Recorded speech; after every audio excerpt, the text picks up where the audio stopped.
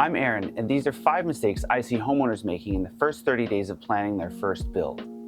Number 1, project goals, as in they don't identify project goals in the first 30 days of planning.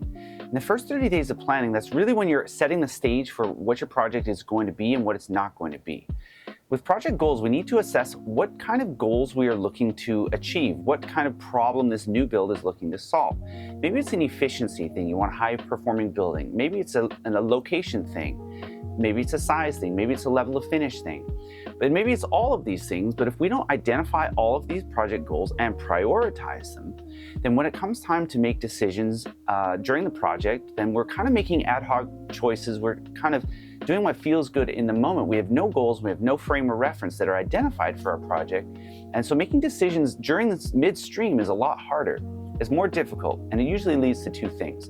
1, regret, because you maybe didn't do something that you wish you had, or 2, resentment, where you did something that you maybe felt pressured to do, or you just made a spur of the moment decision, and now you've paid extra for something and you don't really use it. So identifying those project goals is really, really important to project success, and that's something that I don't think first-time home builders do very well. Number 2 is starting with an incomplete budget.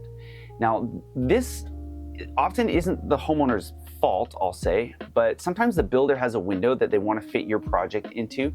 Or maybe you've sold your house that you're living in and you've rented a house for a year to live in while your project is being built, and the builder says, we should probably get going if you want to finish in a year. But either way, when you start too soon, it kind of puts you behind the 8 ball from a decisions and a budget perspective.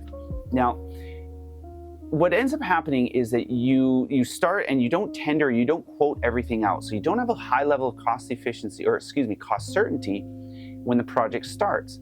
And if the builder says, we'll figure that out as we go along, what ends up happening is that midstream, you're not able to pull back on anything if you notice that your budget is trending in the wrong direction.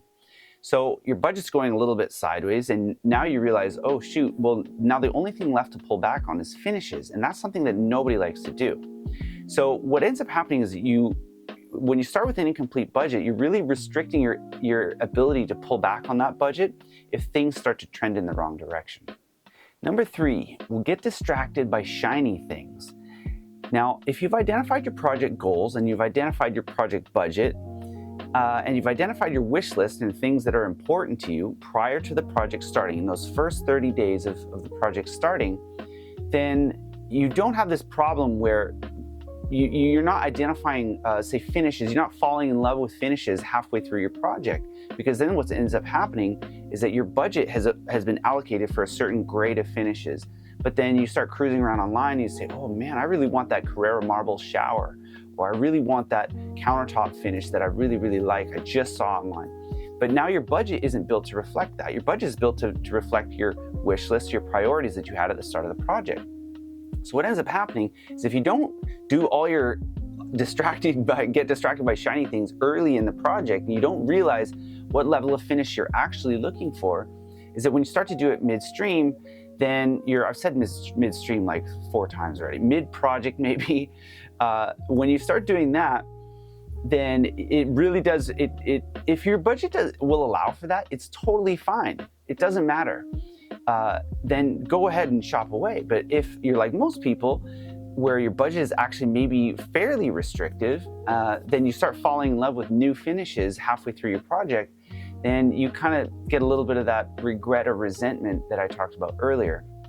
So getting distracted by shiny things is really something that can be done at the start of your project. So if you want to allow certain percentage for your higher end finishes, that's totally fine, because your budget will handle that. Number 4, we don't start focused. And this isn't the same as a project goal, but what I mean by don't start focused is I usually try to start by designing the smallest house possible, and then try to tender that out as much as we can without wasting people's time. Now, what we find then is if we have room in our budget, then we can actually expand the project. We can add that pool and hot tub and sauna and cold plunge. We can add those maybe external elements, those really those higher end finishes if you want to. And you can add those things, you can expand it. But what ends up happening is when I was a builder and I had to pare down people's projects because they were coming in they had permit drawings and they were 30% over budget. Now I was having to cut the pool, I was having to cut the hot tub area, I was having to cut the huge outdoor patio and the cabana. I was having to cut those things from the project and kind of break people's hearts if they wanted to stay on budget.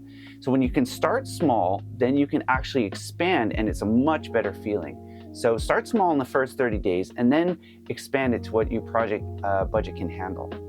And number 5, you hire the wrong builder for your project. Now, this is important. I don't mean you hire the wrong builder as in the builder's a crook and ran away with all your money. Obviously, that's the wrong builder. I don't mean hire the wrong builder in that they do a crappy job. Obviously, that's the wrong builder.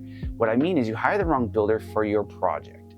So if you're looking at building a $1 to $5 to $6 million house, look for builders in that luxury home building range. They're going to have the level of overhead and give you the level of service that you're going to be looking for that level of build. If you're doing a $150,000 renovation, look for guys who do that.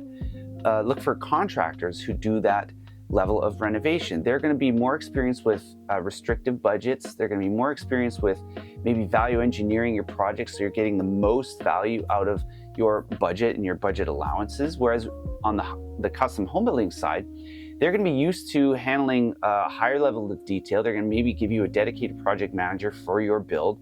So they're going to have more overhead, but they're also going to give you a level of service that you maybe are expecting for that level of build. So hire the right project for your build. That's really, really important. And that's the 5 mistakes that I see homeowners making in the new builds, in the first new builds, in the first 30 days.